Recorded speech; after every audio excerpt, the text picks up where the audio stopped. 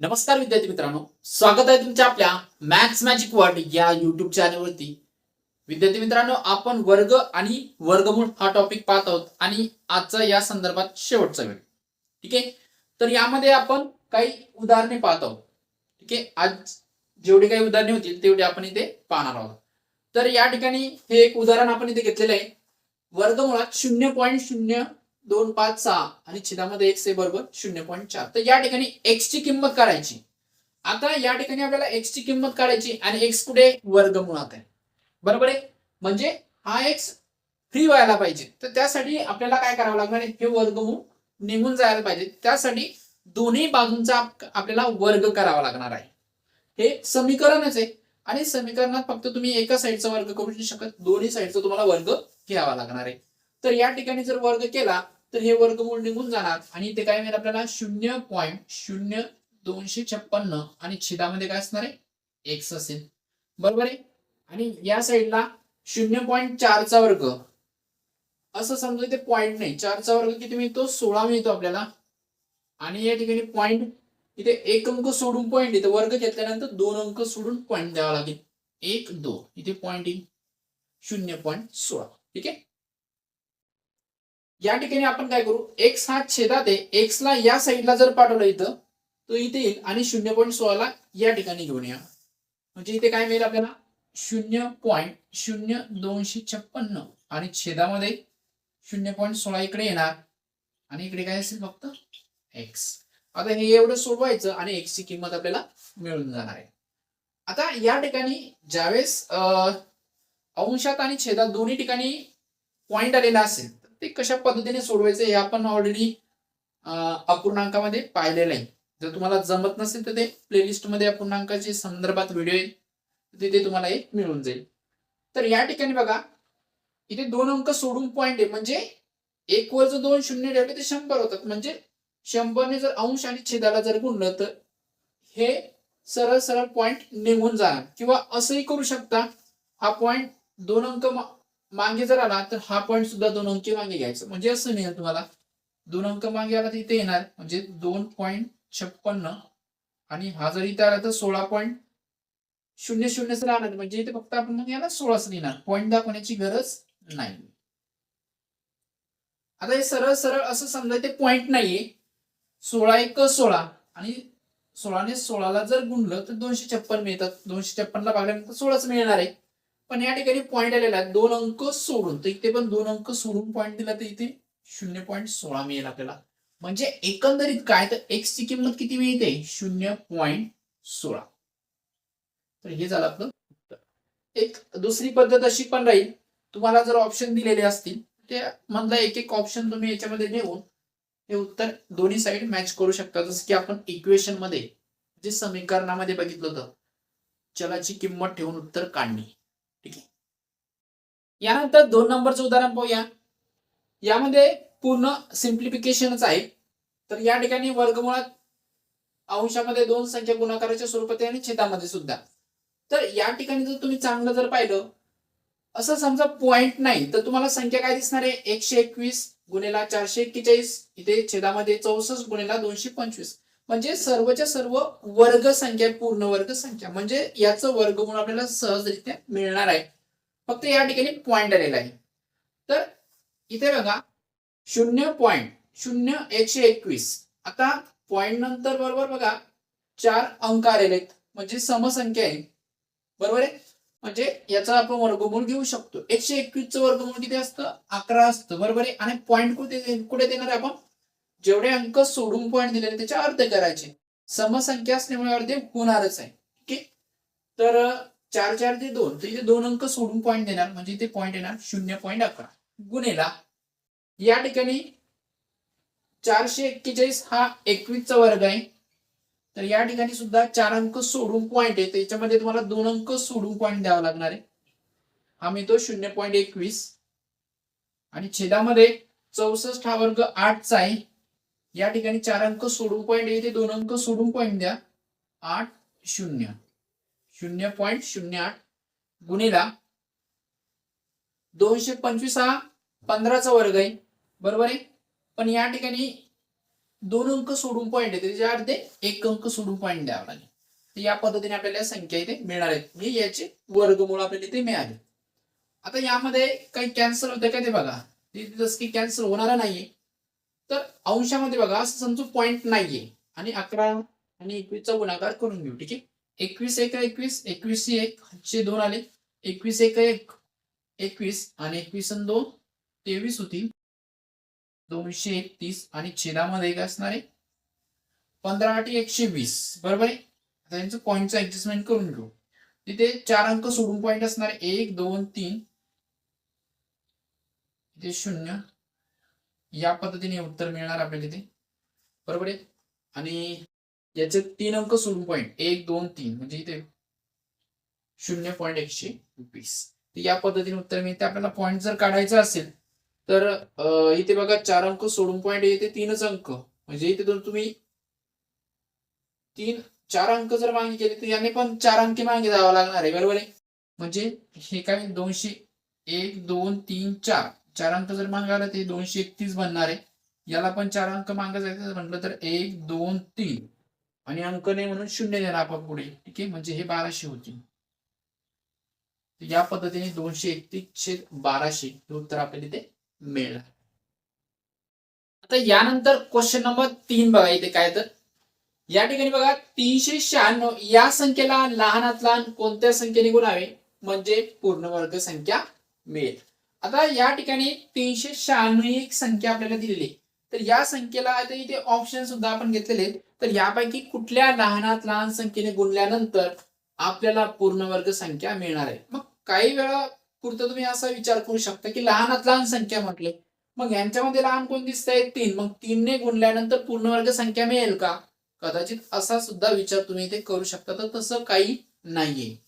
तर या ठिकाणी तुम्हाला काय करावं लागणार आहे एक गोष्ट लक्षात ठेवा. कुठलीही पूर्णवर्ग संख्या जर असेल तर त्या संख्येचे जर तुम्ही फॅक्टर पाडले म्हणजे जर अवयव पाडले तर त्यामध्ये तुम्हाला जे मूळ अवयव मिळतात तर त्यांचे पेअर बनलेले असतात दोघांच्या 2 संख्या. जर त्यांची पेअर बनत असेल तर ती पूर्णवर्ग संख्या असते आणि कुठे जर एखाद्या पेअर मध्ये कमतरता असेल तो एक ती संख्या आपल्याला तिथे घ्यावी लागते गुणाकाराच्या स्वरूपामध्ये. म्हणजे तेच आपलं उत्तर असणार आहे. इथे बघा कसं करायचं तर ही एक 396 ही एक संख्या आहे. बरोबर आहे.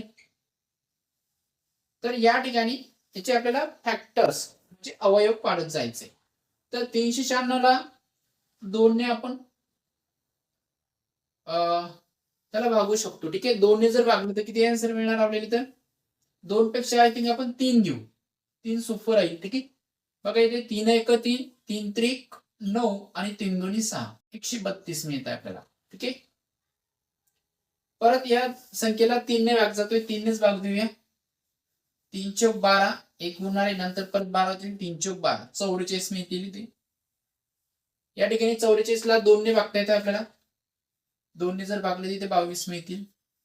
परत 22 ला 2 ने भागू शकतो इथे 11 मिळतील. बरोबर आहे. 11 ला 11 ने भागता येणार आहे आपल्याला. बरोबर आहे. 11 1 11 शेवटी एक उरतोय 11 1 11 म्हणजे तो भागाकार आलाय. ठीक आहे. आता या ठिकाणी बघा 3 ची एक पेअर बनली 2 ची पण बनली 11 ची बनलीच नाही. म्हणजे याच्या अर्थ इथे काय यायला पाहिजे 11 यायला पाहिजे. त्यावेळेस ही एक पूर्णवर्ग संख्या होणार आहे. मग कमतरता कोणाची 11 ची म्हणजे ती संख्या कुठली असली पाहिजे 11. ठीक आहे.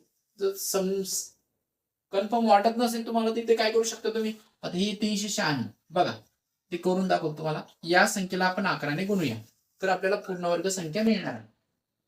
11 + 66 66 ची 6 5 6 आले. बरोबर आहे.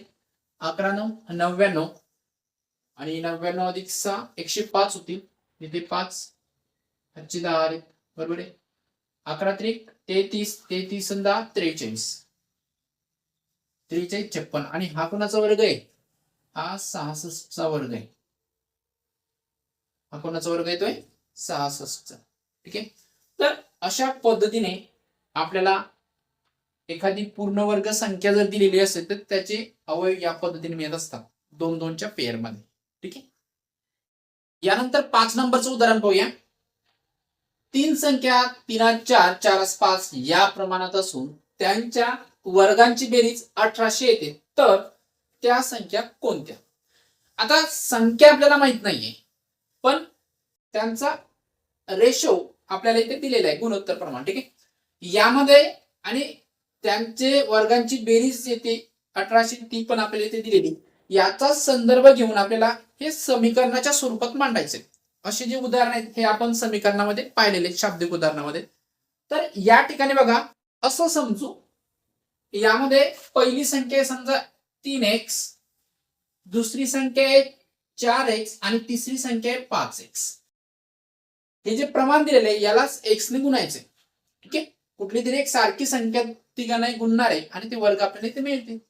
मग पुढे काय म्हणलंय की त्यांच्या वर्गांची बेरीज 1800 येते. मग यांचा जर वर्ग घेतला 3x चा वर्ग किती मिळणार आपल्याला, 3 चा वर्ग 9 आणि हा x वर्ग. 4 चा किती मिळणार आहे 16x वर्ग आणि 5 चा किती मिळणार आहे 25x वर्ग. बरोबर आहे. या पद्धतीने नंतर यांची बेरीज 9x वर्ग अधिक 16x वर्ग अधिक 25x वर्ग बरोबर किती सांगितले 1800. या ठिकाणून आपण x ची किंमत काढूया. यांची जर बेरीज केली 9x वर्ग अधिक 16x वर्ग अधिक 25x वर्ग ते होतात 50x वर्ग बरोबर 1800. x ची किंमत काढायची म्हणून 50 तिकडे जाऊ द्या. x वर्ग बरोबर 1800 भागीला 50. इकडे गुणाकाराच्या स्वरूपात असल्यामुळे इकडे छेदामध्ये येतील. तर या ठिकाणी बघा हा शून्य या शून्यासोबत कॅन्सल झाला. 5 ने जर 180 ला जर भागलं तर इथे बघा 5 त्रिक 15 होतील. बरोबर आहे. 3 उरतात 30 होतील. 5 सकम 30 म्हणजे 36 मिळतात. तर x वर्ग बरोबर 36. तर या ठिकाणी दोन्ही बाजूंचा जर वर्गमूळ घेतलं आपण तर x बरोबर काय मिळणार आहे 6. कारण x वर्गाचं वर्गमूळ x आणि 36 चं वर्गमूळ 6. x ची किंमत मिळाली आपल्याला. मग पहिली संख्या आपली 3x आहे. तिथे काय करायचंय 3 गुणिला 6. x च्या ठिकाणी 6 ठेवा. 6 त्रिक 18 पहिली संख्या. दुसरी संख्या 4x आहे. 4 गुणिला 6 6 चौक 24 आणि तिसरी संख्या आपली 5x आहे. 5 गुणिला 6 5 सकम 30. तर अशा पद्धतीने या 3 संख्या आपल्याला इथे मिळत आहेत. यानंतर 5 नंबरचं एक्झाम्पल बघूया. नंबरिंग मध्ये थोडी मिस्टेक झालेली आहे. अगोदरचं 4 नंबरचं होतं त्याला आपण 5 नंबर केलं होतं, पण हे 5 नंबरसाठी. तर यामध्ये बघा 111चा वर्ग आपल्याला इथे काढायचा आहे. आता कुठले आपण ज्या मेथड पाहिलेले आहेत वर्ग काढण्याचे ते वापरायचे नाही. इथे एक सिंपल ट्रिक आहे. ट्रिक बघा कशी. तर आता या ठिकाणी बघा 1 चा वर्ग किती मिळतो 1 बरोबर आहे. 11चा वर्ग 121. या दोन गोष्टी आपल्याला माहित असेल. आता या ठिकाणी मी 111 घेतो. ठीक आहे. तर इथे एक पॅटर्न आहे. पॅटर्न असा आहे जेवढे 1 असतील तिथपर्यंत तुम्हाला काउंट करत जायचं आणि परत रिटर्न ते नंबर लिहायचे. जसं इथे बघा 1चं तर काही ठीक आहे याचं 1च येणार आहे. इथे 2 अंक आहेत ना, मग 2 पर्यंत काउंट करत जायचंय. 1 2 आणि परत रिटर्न 2 नंतर 2च्या अगोदर मग कोण येतं 1 रिटर्न. आता इथे 3 अंक आहेत ना, इथे 1 2 3 आता रिटर्न 3 2 1. हा झाला 111चा वर्ग. समजा 1 हा 4 वेळेस आलेला असेल. 1 2 3 4 रिटर्न आता 3 2 1. 5 वेळेस जर 1 असेल तर 1 2 3 4 5 आता रिटर्न जायचंय 4 3 2 1. तर अशा पद्धतीने हे वर्ग आपल्याला इथे मिळत असतात. ठीक आहे. तर या ठिकाणी आपल्याला 111चा विचारलाय तर 1 2 3 2 1. तर हा झाला 111चा वर्ग. यानंतर 6 नंबरचं उदाहरण बघूया. जसं अगोदर 5 नंबरचं उदाहरण आपण बघितलं त्याच पद्धतीचा थोडा मिळता जुळता पॅटर्न इथे असणार आहे. हा वेगळा आहे तो वेगळा आहे पण इथे पण पॅटर्न आहे. जसं तिथे पॅटर्न होता इथे पण पॅटर्न आहे. आता 9चा वर्ग आपल्याला माहितीच आहे 81. त्याच्यात काही प्रॉब्लेम नाही. ठीक आहे. आता या ठिकाणी नंतर बघा पुढे काय करायचंय. तर जसजसे 9 वाढत जाणार त्याचं काय करायचंय जेवढे 9 असेल त्याच्यामधून एक अंक तेवढे अंक कन्सिडर करायचे, एक अंक वजा करायचा आणि तेवढेच 9 आणि 0, तेवढेच 9 इथे 8च्या समोर लिहायचे आणि तेवढे 0 8 आणि 1च्या मध्ये लिहायचे. 9चा वर्ग 81. आता असंच राहणार आहे. इथे बघा 2 वेळेस 9 आलेले आहे. एक जर कमी केला तर 1 वेळेचा 9 इथे 8च्या समोर लिहायचा आहे. नंतर 8 आणि 8 आणि 1च्या मध्ये 1 0. ठीक आहे. हा झाला 99चा वर्ग. नंतर इथे 3 9 आलेले आहेत. 3 मधला एक कॅन्सल करायचा. किती राहिले? 2 9. तर 8च्या अगोदर 2 9 लिहायचे तुम्हाला. नंतर 8 8 आणि 1च्या मध्ये 2 0 घ्या.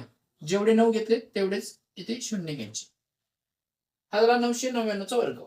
आता 9999चा वर्ग बघा. इथे 3 9 आलेले, 4 9 आलेले. 4 मधला एक कॅन्सल करा. 3 9. तर 3 9 सुरुवातीला लिहायचे. 1 2 3. नंतर 8 लिहायची आणि एवढे 0 इकडे द्यायचे. 1 2 3 आणि हा 1. झाला 9999चा वर्ग. 1 2 3 9 नंतर 8 इथे 3 0 आणि हा 1. आता या ठिकाणी थोडा वेगळ्या टाईपचं उदाहरण पहा. 7 आणि 8 दोन्ही पण सारखेच आहेत. कसे सोडवायचे बघा. कंडिशन काय आहे बघा. वर्गमुळात अशा तुम्हाला सारख्याच संख्या दिसतील. वर्गमुळात वर्गमुळात या पद्धतीने जर असेल तर ही एक ट्रिक वापरायची. तुम्हाला ट्रिक काय बघा.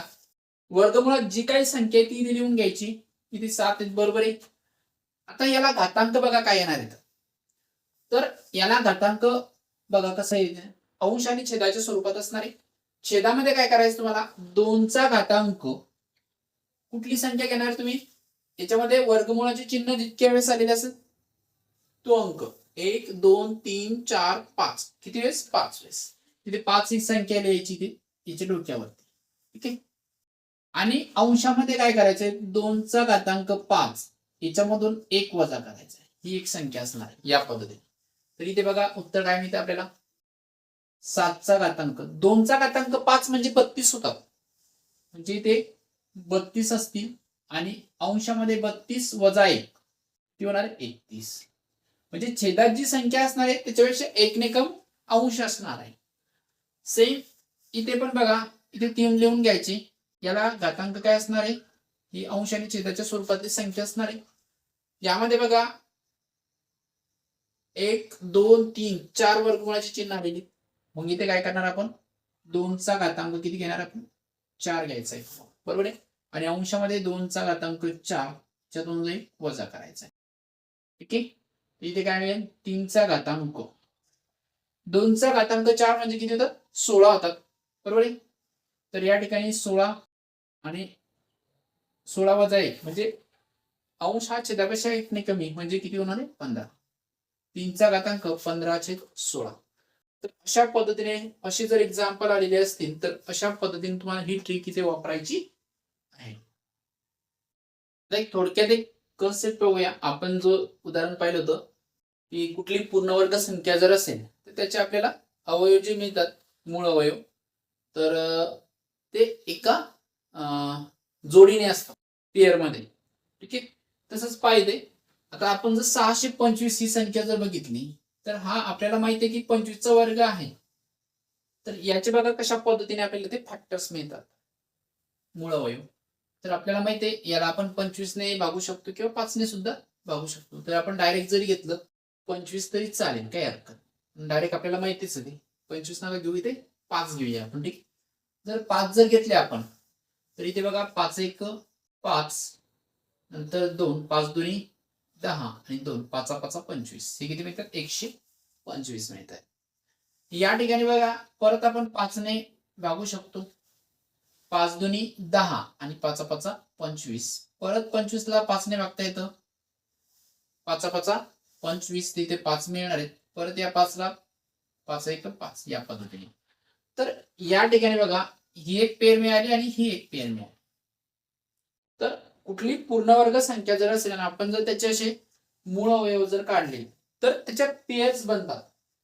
अशा जर पेअर बनत असतील तर ती पूर्णवर्ग संख्या आहे आणि त्याच्यात जर पेअर बनणार नसेल तर ती पूर्णवर्ग संख्या होत नाही. जसं की इथे बघा 176 ही एक संख्या घेऊ आपण.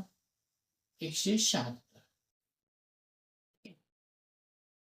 आता ही एक पूर्णवर्ग संख्या आहे किंवा नाही हे चेक करू आपण.